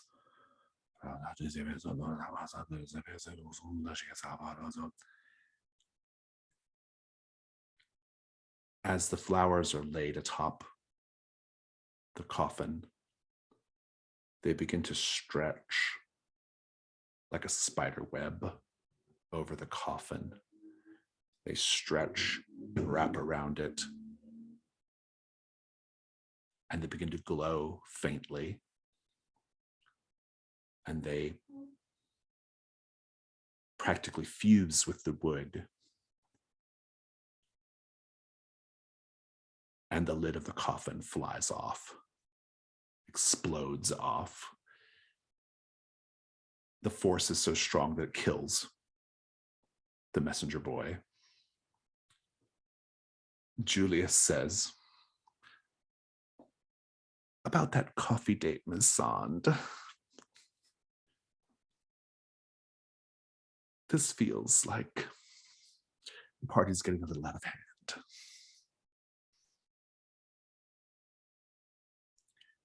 There's something rising up from the coffin, Miss Sand. It lets out a terrible, guttural, pig-like noise.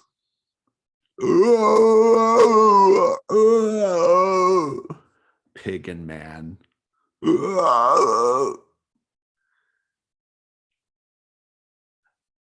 Back at captivity.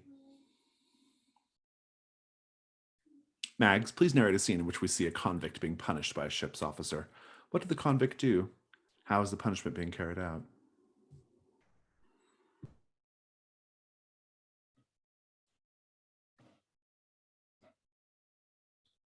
I think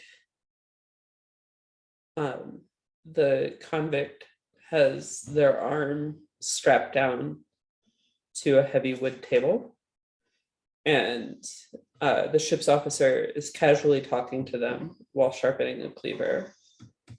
And this convict is healthier and plumper looking than some of the others. And I think the ship's officer looks down and just says, so I have to wonder, how did it taste? You're all sinners. But, you still count as man, I suppose. And then the convict just laughs, and you can see bits of flesh stuck in his teeth. And the ship's officer brings down the cleaver, chopping off, I think, the rightmost 3 fingers on his hand. So middle through pinky finger. Indeed, indeed. Mr. Goodfellow, please describe your narrow escape from La Hortensia. By the way, that the entire threat is now resolved. Yeah, as the fire erupts, I vault over the edge of the opera box. I land with a roll in the middle of the stage. And I think I turn and address the crowd and monologue. I think it's like, well, so sorry to end the festivities early. However, I'm afraid that the show has come to a close. Thank you so much for coming. Please get back on your way out.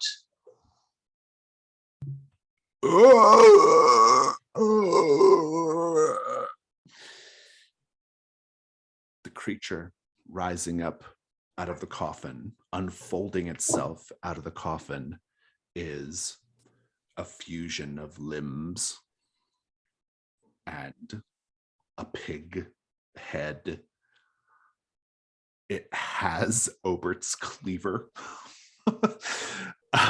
and it moves almost spider-like with its fusion of limbs in strange places, dragging, slinging the blade, making its terrible guttural noise, part man, part pig. Julius grabs the boy and runs. The other people run. Ms. Sand, you are there. Burnright, you can be coming in from the back, having just secured Patrick, and see this. And Mr. Goodfellow, you are in the audience portion, but clearly can view everything that's taking place on stage. I'm going to go around the table and find out what everyone's going to do. Ms. Sand. Well, I have a freshly sharpened ritual knife and rather developed thirst for blood.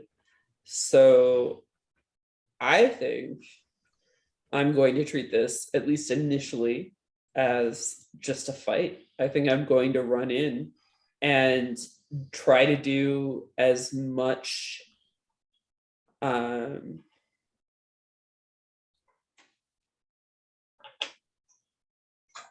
try to essentially do as much damage and as much bloodshed as quickly as possible. So it's less about finding a decisive blow and more about just bathing in this thing's blood. Love it. Bernard, what are you gonna do?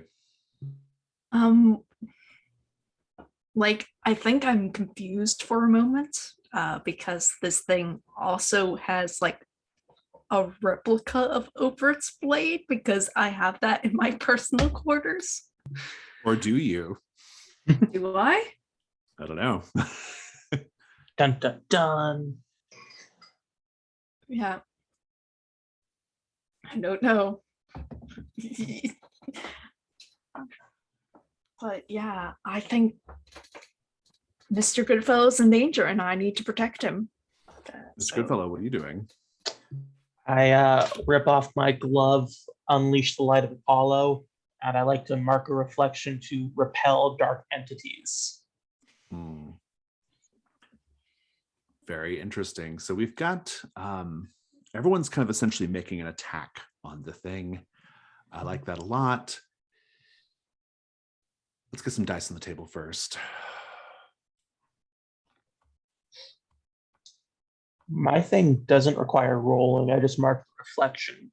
I say that basically that gives the others an opening. The opening, kind of yeah, I like attack. that. Yeah, I think that's pretty good. I like that a lot. In fact, I'll let Ms. Sand roll at advantage if you do that. So Ms. Sand, you're going in. Are you doing a ritual or are you just stabbing the shit out of it? I'm just stabbing the shit out of it. I think this is purely night move. Let's do it. What are you afraid is going to happen if you fail? Yeah, I think I'm afraid that if it gets me before I spill enough blood to clear my condition, then I will. I am actually just straight up worried about being murdered by a giant pig monster. Yeah, I think it's worse than that. It gets loose as well. So go ahead and roll with sensitivity, actually. So well, I once used this this particular ritual knife to pin a frog monster to the table, so you can take an advantage because of the opening that Mr. Goodfellow gave you.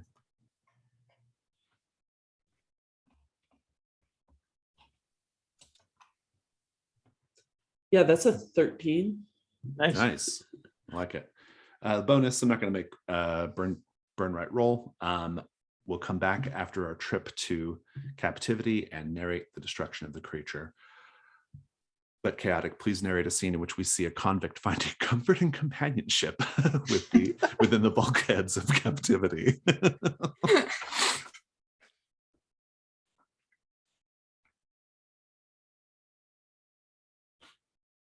I think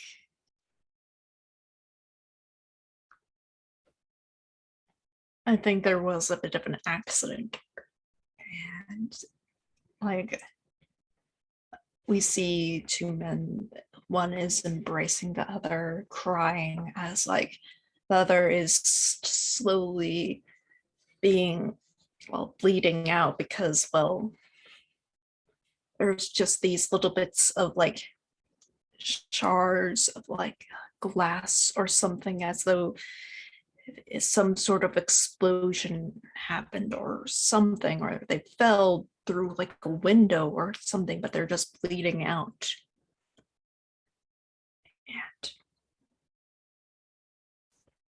And in this moment, there is a little bit of comfort because at least he won't die alone. Mr. Goodfellow, give us the narration. How do you expose the creature to Ms. Sand's blow? I think maybe it's coming towards me. It raises its cleaver up to take a shot, and I just raise up my hand, and the room just fills with light, and its flesh starts to burn and sear, it's doing its horrific pig noise as it cowers. And I think that gives Miss Son an opportunity to come in and hit into the vitals. Nice. Before we get there, though, Burnright, the thing is about to. It's about to basically. Mr. Goodfellow does that, but the thing is going to get a shot at Mr. Goodfellow that Mr. Goodfellow won't see coming. So, what do you do to protect Mr. Goodfellow? I think I just grab Mr. Goodfellow and pull him out of the way. Just hold him tight and very close to me. Hassan, the thing is exposed. Deliver the killing blow.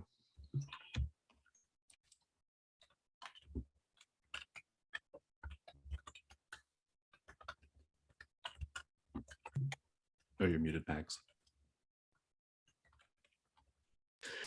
So I think this thing is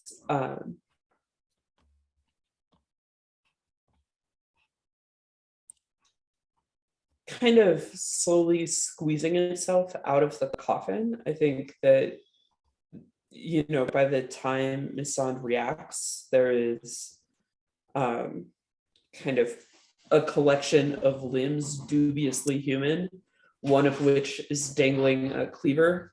And we have only just seen the thing's face. And I think Miss Sand dives essentially on top of it. So it's still the bulk of its body is still in the coffin. And Miss Sand is now on top of it in the coffin, just slashing at it with the knife. And I think that the initial couple cuts are superficial to a mess of limbs. But as kind of the momentum of Miss Sand's body bears down on it, I get one solid cut across the thing's throat. And that kind of uncanny cry that it made is mimicked again, but this time with a lot more gurgling as it calls from a slit, a cut throat, blood gushing out to cover Miss Sand and itself. Fantastic. That concludes the night phase. I can't hear you right now. Is that me? Can everybody else hear me? Yeah, I can hear you. Yeah, sorry. What did you say? Oh, I was just saying fantastic. Can you hear me now, Max? Yes. Okay. Yeah, I think my headphones just were slightly unplugged. Sorry. It's okay. That concludes the night phase.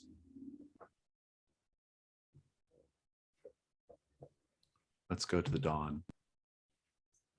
Collect rewards. Because you did, in fact.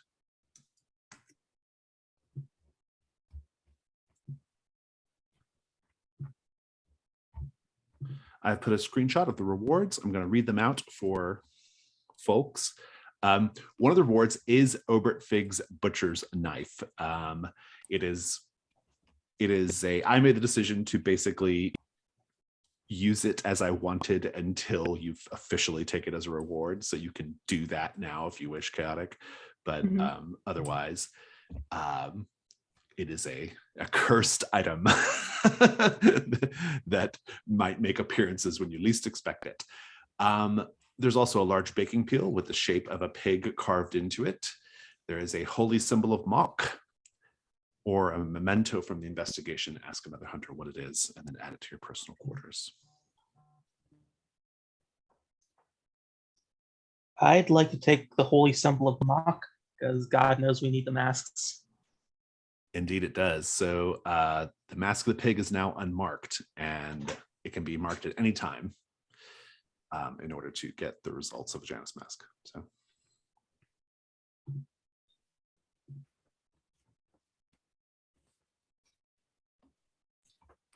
I think I would like a memento of the coven's involvement here. And I'm going to make it that specific because then I ask another hunter. And so I think I will ask Burnright. No, I'm going to ask Robin. what this memento is. Robin set up this whole performance. I think it's straight up the head of the Ober Titus pig monster. Pretty direct. Nice little trophy. That was not even the first time they've pulled that trick either, because they did this last time too, if you'll recall. They animated the body while Burnright was sneaking around the shop. Mhm.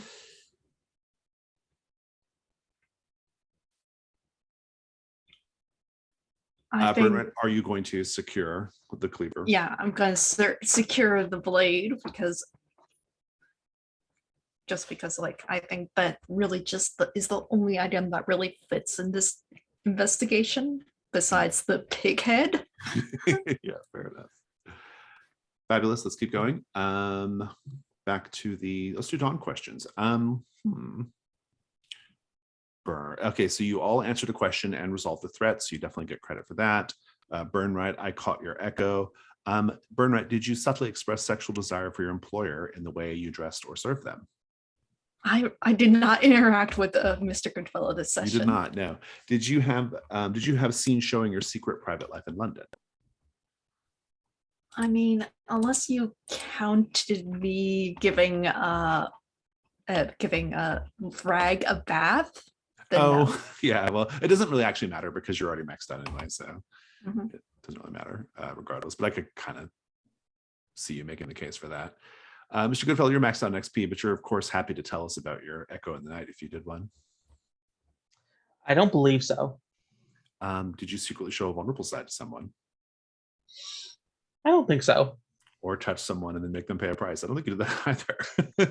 Well, Cyrus wanted to undress me and I wouldn't let him until Oh, he that's gave me true. information. Yeah, you made him pay a price beforehand, I suppose. Ms. Sand, I recall your Echo. Did you perform a ritual? Not really. I don't think you did actually. Yeah. Did you have a face-to-face encounter with a dark entity? Yes, the pig creature counts.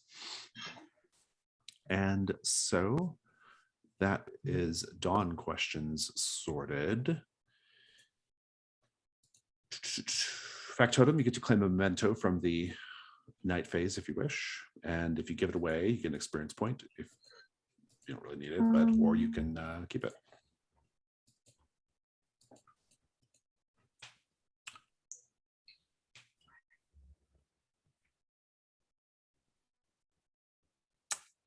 I think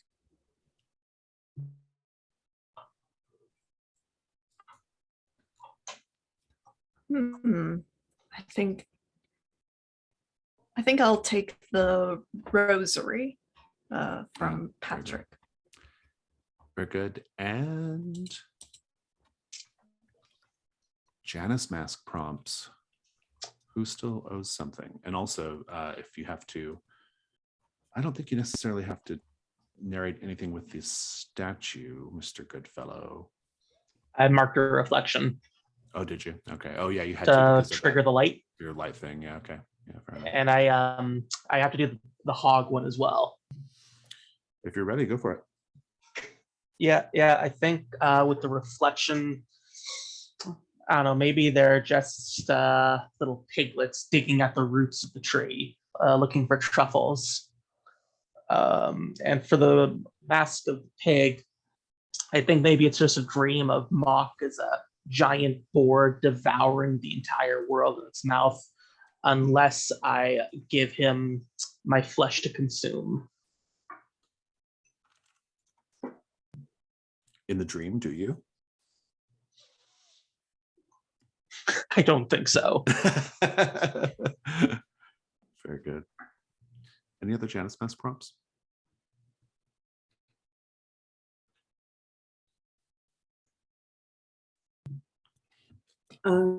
I still have the one about initiation of the coven. We do indeed, yeah.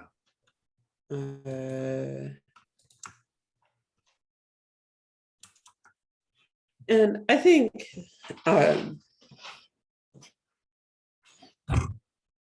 it seems to be a straightforward social gathering of women, right? So there's music playing on a gramophone, somewhere, and tea being served. However, curiously, we are all naked. So there are no clothes, except the leader of the coven is sitting on a settee, and she is wearing a veil. And one by one, over the course of the evening,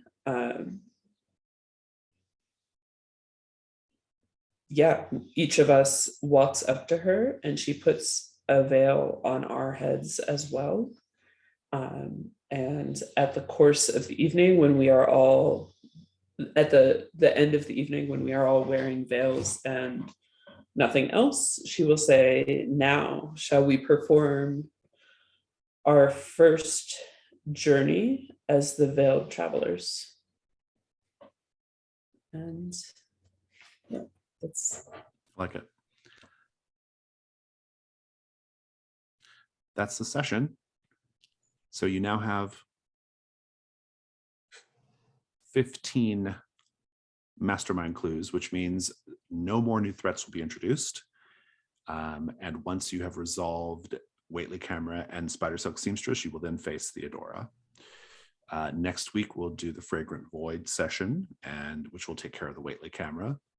We might be able to even do both if you can kind of justify it, if you answer the question beforehand. I don't know, we'll see, but we'll definitely do the Waitley Camera though. And so that's kind of where things stand. We're heading into that those final steps of the campaign. Let's do Stars and Wishes. Whoever wants to go first, take it away. I really enjoyed bickering with Miss Sand over the floral arrangement.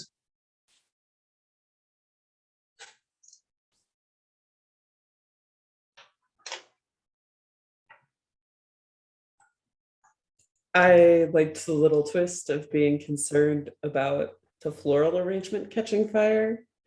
And then the thing that happened was La Hortensia caught fire. Yeah, her whole thing is she's a trap layer. That's written into the threat. And so she leaves traps for people. And yeah, I enjoyed that a lot because I knew what she was going to do. So it was kind of funny that you all were like worried about like things catching on fire because I knew it was going to happen. But yeah, I really loved the night phase. It was so it really fit like how this Hargrave House kind of does things, you know, like with this, like with a lot of like with a lot of like theatricality, you know, like gathering everyone, and then it just all kind of like unraveling into chaos. It was really enjoyable.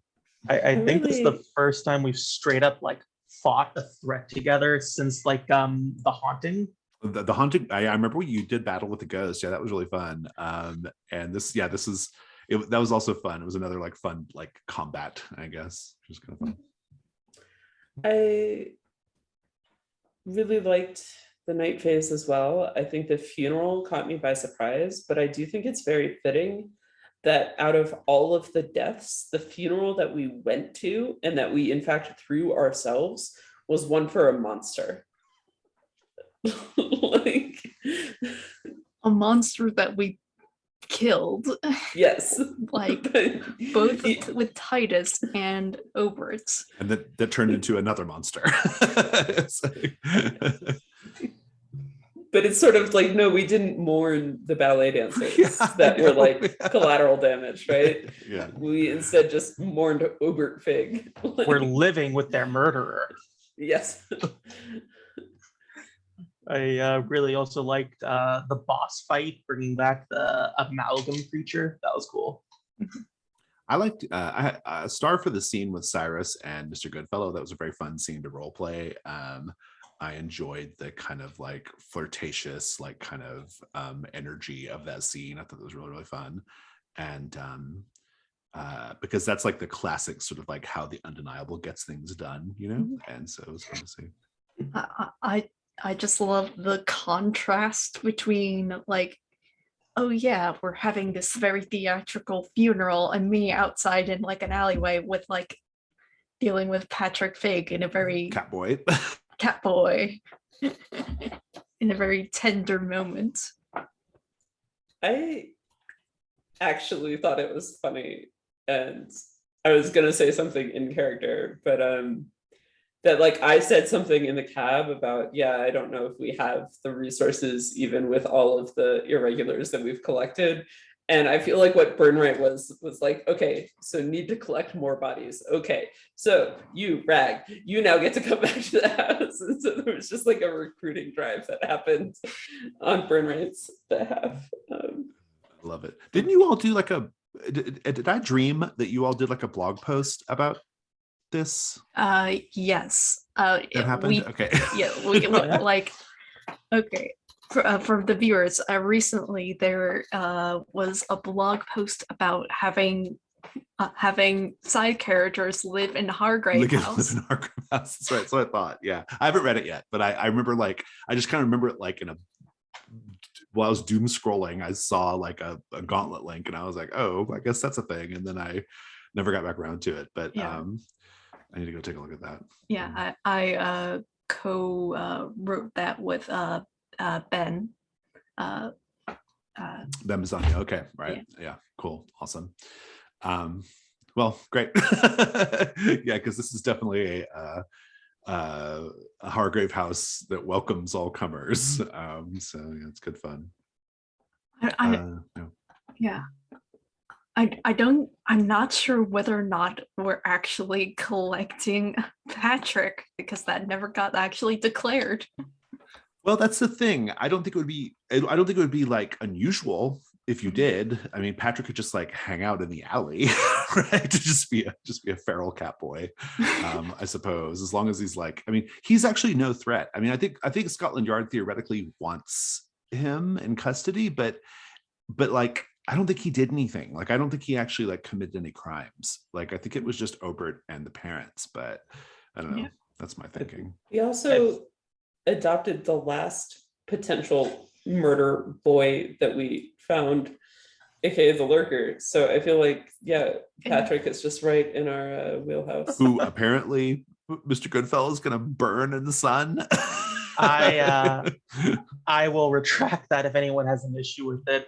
I just like the idea for punishing Julius. Oh yeah, like out of character, like I'm fine with that happening. In character, Burnright is going to lose his shit because like he spent like several like sessions working on that. Yeah, I think that is actually, there are monsters. We agreed that they could live here. I don't want to just start murdering the ones that live with us. And the thing is, I don't think Julius actually gives a shit about the lurker. No, like, he doesn't. He doesn't care about him at all. Like he only like showed up because he thought that like someone else was taking something that was his, right? I don't think he like otherwise cares. You know, like I don't think he has any affection whatsoever for the lurker. I think like sort of like off screen, like Burnright has been like the one that's been actually trying to like take care of the household. Yeah, I think so too. Yeah. Any other stars or wishes? Have a vulnerable move, like just because, especially since because last time I forgot about my custom move, like just like tossed it out the window. Like it has a very unique potential, and I want to see that in action. We'll see. It could be tricky in the Fragrant Void. Yeah, it's probably not going to be next session, but possibly the session afterwards, because like we've got oh yeah, I thought Miss Sand had 3 conditions. No, the blood thing got rid of the 3rd one. So yeah, that's it. And my issue also is that I like my conditions. Yeah, that's working as intended. Yeah. Right. Yeah.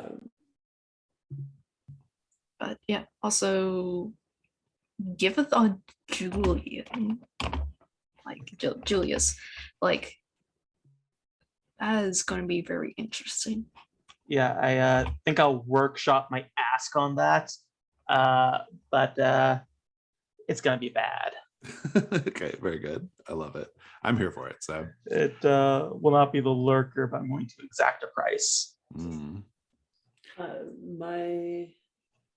I guess my wish is, and it's nothing but my own fault, if I missed a session in which we dealt with the Fae extensively, I'm a little jealous. So I hope that we get more of that, especially going into the Fragrant Void.